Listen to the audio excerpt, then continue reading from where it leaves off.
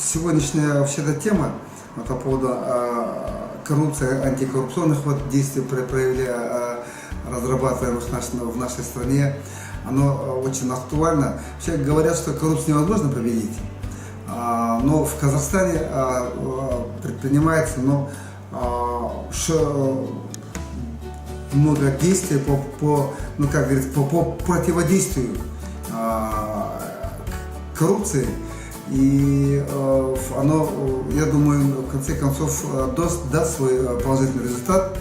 Вообще сегодня Казахстан один из презентабельных, таких привлекательных стран. Это, конечно, результат деятельности нашего президента, и его деятельность находит широкую поддержку среди всего населения. И, значит, я думаю, что та ответственность, которая проявляется гражданами Республики Казахстан, оно должно, в конце концов, привести к тому, что мы будем проявлять достаточно большую активность по противодействию коррупции. На кафедре, так же как в университете, проводится очень много мероприятий. Мы проводим большую разъяснительную работу среди студентов, воспитываем в них чувство ответственности, потому что это же ведь молодежь. Именно на их плечи лежит ответственность за будущее Казахстана. И мы, преподаватели, осознаем эту ответственность и проводим достаточно большую работу